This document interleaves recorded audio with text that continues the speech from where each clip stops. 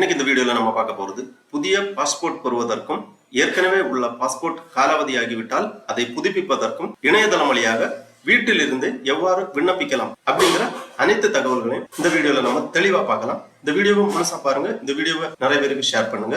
மனித சேவை சேனலை சப்ஸ்கிரைப் பண்ணாதவங்க சப்ஸ்கிரைப் பண்ணி பெல் ஐகானையும் பிரஸ் பண்ணுங்க. புதிய பாஸ்போர்ட் பெறுவதற்கும் ஏற்கனவே உள்ள பாஸ்போர்ட் காலாவதி ஆகிவிட்டால் அதை புதுப்பிப்பதற்கும் இந்த வெப்சைட் ஓபன் பண்ணிக்கோங்க. www.passportindia.gov.in. இந்த வெப்சைட்டோட லிங்க் நான் டிஸ்கிரிப்ஷன்ல கொடுக்குறேன். இதுதான் passport Seva, ministry of external affairs, government of India அதிகாரப்பூர்வ இணையதளம்.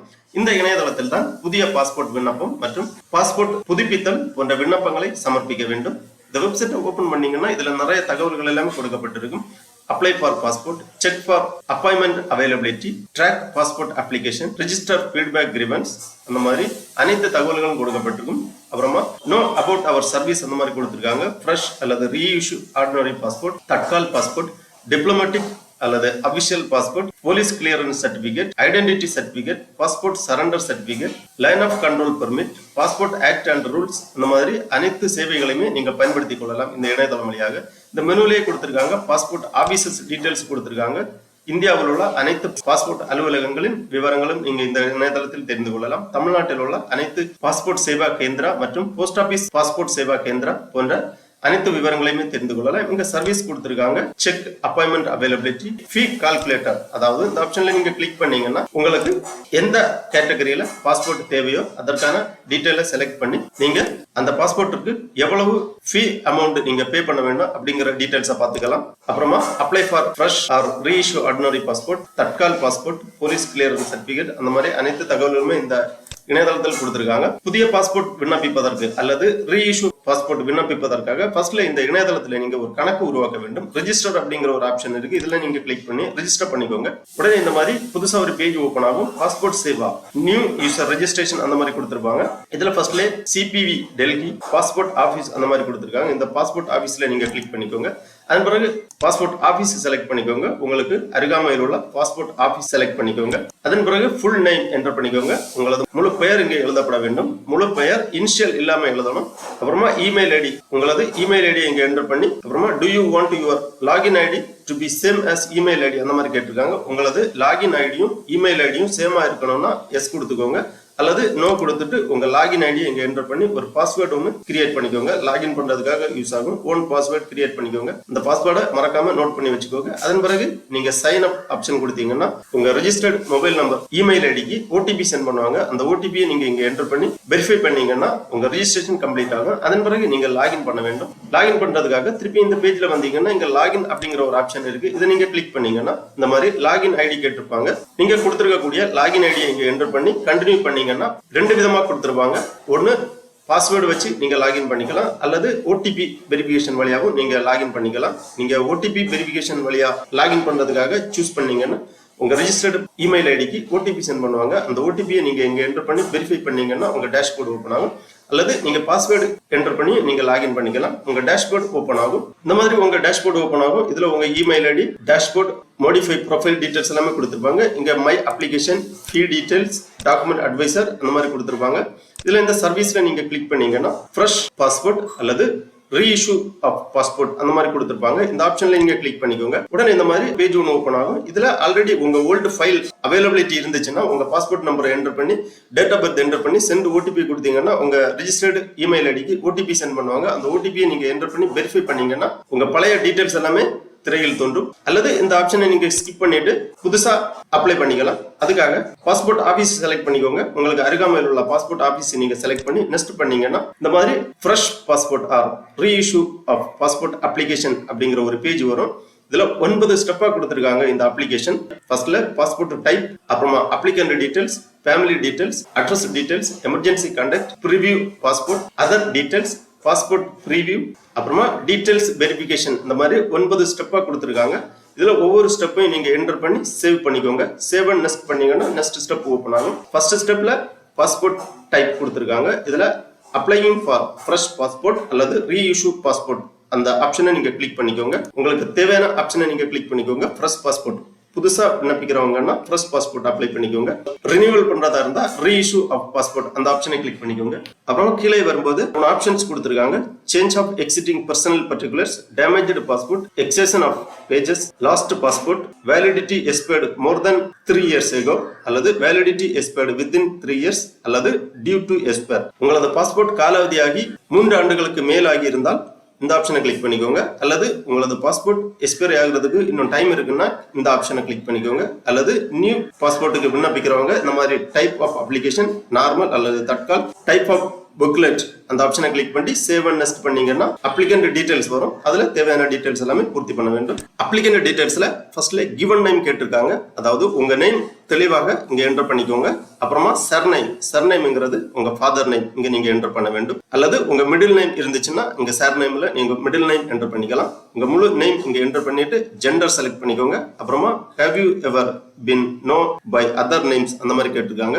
வேற ஏதாவது பெயர் இருந்துச்சுன்னா நீங்க எஸ் கொடுத்தீங்கன்னா இந்த மாதிரி உங்க பேரை நீங்க பூர்த்தி பண்ணிக்கலாம். அல்லது நோ கொடுத்துக்கோங்க. அதன் பிறகு have you ever changed your name அந்த மாதிரி கேட்டிருக்காங்க. உங்க பேரை சேஞ்ச் பண்ணணும் அப்படிங்கறத கேட்டிருக்காங்க. எஸ் ஆர் நோ டிக் பண்ணிக்கோங்க. அப்புறமா டேட் ஆஃப் பர்த் என்டர் பண்ணிக்கோங்க. Is your place of birth out of India, yes or no tick பண்ணிக்கோங்க. அப்புறமா place of birth village or town இங்க என்டர் பண்ணிக்கோங்க. அப்புறமா மெரிட்டல் ஸ்டேட்டஸ் கேட்டிருக்காங்க. சிட்டிசன்ஷிப் ஆஃப் இந்தியா பை அந்த மாதிரி கொடுத்திருக்காங்க. பேன் நம்பர், ஓட்டர் ஐடி இருந்துச்சுன்னா என்டர் பண்ணிக்கலாம், இல்லாட்டாலும் பரவாயில்ல, ஆப்ஷனல் தான். அப்புறமா எம்ப்ளாய்மெண்ட் டைப் கேட்டிருக்காங்க. Is either of your parent government servant அந்த மாதிரி கேட்டிருக்காங்க. அப்புறம் educational qualification details, applicant eligible for non ECR category, yes or no tick பண்ணிக்கோங்க. 10ஆம் வகுப்பு தேர்ச்சி பெற்றவர்களுக்கு நான் இசிஆர் கேட்டகரியில வருவாங்க, அவங்க எஸ் பண்ணிக்கலாம். அப்புறமா ஆதார் நம்பர் டீடைல்ஸ் எல்லாமே என்டர் பண்ணி சேவ் அண்ட் நெக்ஸ்ட் கொடுத்துக்கோங்க. நெக்ஸ்ட் ஸ்டெப் ஓபன் ஆகும். அப்ளிகண்ட் டீடைல்ஸ் எல்லாமே என்டர் பண்ணிட்டு சேவ் அண்ட் நெக்ஸ்ட் கொடுத்தீங்கன்னா ஃபேமிலி டீடைல்ஸ் கேட்டிருப்பாங்க.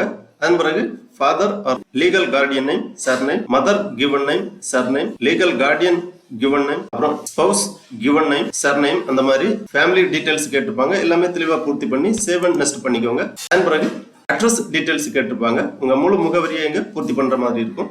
House number, street number, village or town, pincode, state, district, police station, அப்புறமா உங்க மொபைல் நம்பர், அப்புறம் email ID. Is permanent address available, yes கொடுத்துக்கோங்க. Is your permanent address same as present address, yes கொடுத்து save and next பண்ணீங்கன்னா அப்புறமா emergency contact details கேட்டிருப்பாங்க.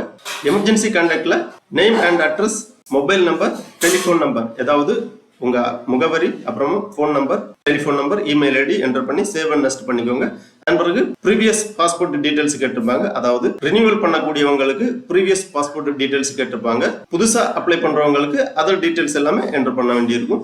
Emergency contact details எல்லாமே enter பண்ணி சேவ் பண்ண பிறகு ப்ரீவியஸ் பாஸ்போர்ட் டீடைல்ஸ் கேட்டிருக்காங்க. Passport number, place of issue, date of issue, date of expiry, file number அந்த டீடைல்ஸ் எல்லாமே கேட்டிருக்காங்க. அப்புறமா details of previous or current diplomatic official passport, have you ever applied for passport but not issued அந்த மாதிரி கேட்டிருக்காங்க. No கொடுத்துக்கோங்க. அப்புறமா save and next பண்ணீங்கன்னா அதர் டீடைல்ஸ் கேட்டிருப்பாங்க.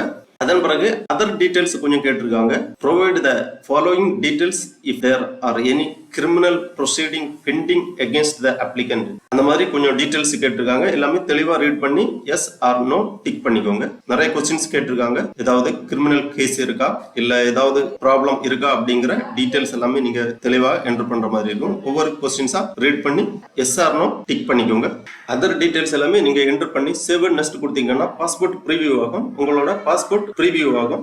Republic of India passport type கொடுத்திருக்காங்க. கண்ட்ரி கோட், பாஸ்போர்ட் நம்பர், புது passport issue பண்ண பிறகுதான் பாஸ்போர்ட் நம்பர் கொடுத்திருப்பாங்க. Surname, given name, nationality, sex, date of birth, place of birth போன்ற விவரங்கள் எல்லாமே கொடுத்திருக்காங்க. கீழே முகவரி விவரங்கள், name of father, name of mother, spouse name, முகவரி விவரங்கள் எல்லாமே தெளிவாக கொடுத்திருக்காங்க. எல்லாமே தெளிவா செக் பண்ணி இந்த அக்ரி செக் பாக்ஸ்ல டிக் பண்ணி சேவ் அண்ட் நெக்ஸ்ட் பண்ணிக்கோங்க. அதன் பிறகு டீடைல்ஸ் வெரிஃபிகேஷன் கேட்டிருப்பாங்க. ப்ரூஃப் ஆஃப் பர்த்துக்கு, அப்புறமா ப்ரூஃப் ஆஃப் பிரசன்ட் ரெசிடென்சியல் அட்ரஸுக்காக நீங்க உங்க கையில இருக்கக்கூடிய ப்ரூஃபை செலக்ட் பண்ணிக்கோங்க. ப்ரூஃப் ஆஃப் பர்த்துக்கு birth certificate issued by the register அந்த மாதிரி கொடுத்திருக்காங்க. Copy of extract of the service recorded by the applicant அந்த மாதிரி driving licence, election photo identity card, permanent account number அதாவது பேன் கார்டு இந்த மாதிரி உங்க கையில இருக்கக்கூடிய ப்ரூஃப் ஆஃப் பர்த்துக்கு ஏதாவது ஒரு சான்றிதழை செலக்ட் பண்ணிக்கோங்க. அதன் பிறகு ப்ரூஃப் ஆஃப் பிரசன்ட் ரெசிடென்சியல் அட்ரஸுக்காக Aadhaar card, arms licence, bank, Kisan, post office passbook, birth certificate issued under the RBD Act, electoral photo identity card, electricity bill, cash connection bill இந்த மாதிரி கொஞ்சம் சான்றிதழ் கொடுத்திருக்காங்க. இதுல உங்க கையில இருக்கக்கூடிய ஆவணத்தை சான்றிதழ் சரிபார்ப்பிற்காக செலக்ட் பண்ணிக்கோங்க. அதன் பிறகு proof of ECNR select from drop down அந்த மாதிரி கொடுத்துருக்காங்க. அதாவது ECNR கேட்டகரி உள்ளவங்களுக்கு ப்ரூஃபுக்காக என்ன சான்றிதழ் வைக்க வேண்டும் அப்படிங்கிறத கொடுத்துருக்காங்க. இதுல an attested copy of marriage certificate issued by register, birth certificate issued by municipal authority, certificate of professional degreeகள் இந்த மாதிரி கொஞ்சம் சான்றிதழ் கொடுத்துருக்காங்க. இதுல உங்க கையில இருக்கக்கூடிய சான்றிதழை நீங்க செலக்ட் பண்ணிக்கலாம். அப்புறமா கொஞ்சம் டிக்ளரேஷன் கொடுத்துருக்காங்க. எல்லாமே தெளிவா ரீட் பண்ணி அக்ரி அப்படிங்கிற செக் பாக்ஸ்ல டிக் பண்ணி பிளேஸ் டேட் ஆல்ரெடி இருக்கு எல்லாமே என்டர் பண்ணி சேவ் பண்ணிக்கோங்க. அல்லது ப்ரீவியஸ் உங்க அப்ளிகேஷனை ப்ரீவியஸ் பண்ணணும்னா இந்த ஆப்ஷன்ல நீங்க கிளிக் பண்ணி ப்ரீவியஸ் டீடைல்ஸ் எல்லாமே சரிபார்த்து கொள்ளலாம். அப்புறமா சேவ் பண்ணீங்கன்னா ப்ரீவியூ ஆப்ஷன் வரும். உங்க அப்ளிகேஷனை செக் பண்ணி ஃபைனல் சப்மிட் பண்ணிக்கோங்க. அதன் பிறகு உங்க பேமெண்ட் பண்ண வேண்டி இருக்கும். பேமெண்ட் பண்ண பிறகுதான் அப்பாயின்மெண்ட் ஷெட்யூல் கொடுத்துருப்பாங்க.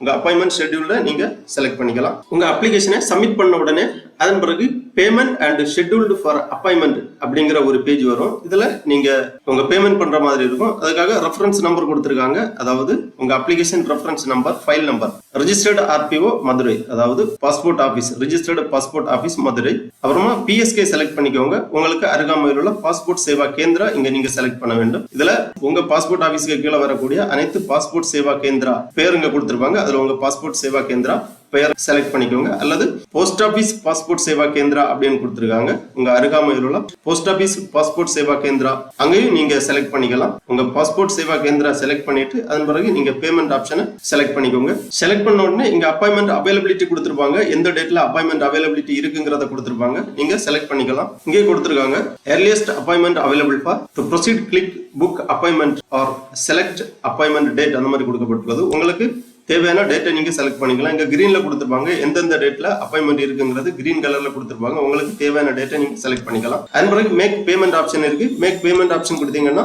இந்த மாதிரி application reference number, given name, type of application, total fee details எல்லாமே கொடுத்துருப்பாங்க. கீழே பே நவ் அப்படிங்கிற ஆப்ஷன் இருக்கு. இதை நீங்க கிளிக் பண்ணிக்கோங்க.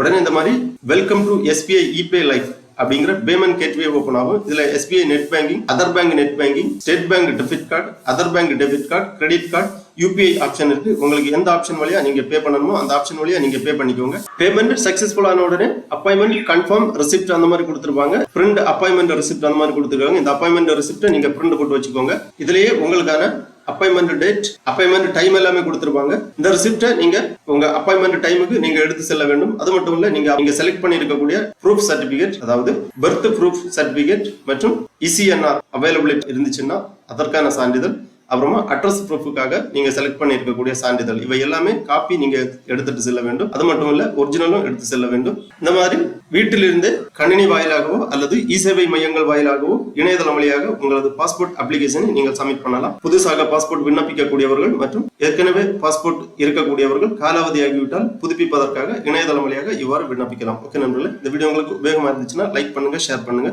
மனித சேவை சேனலை சப்ஸ்கிரைப் பண்ணாதவங்க சப்ஸ்கிரைப் பண்ணி பெல் ஐக்கானை பிரஸ் பண்ணுங்க. அனைவருக்கும் நன்றி, வணக்கம்.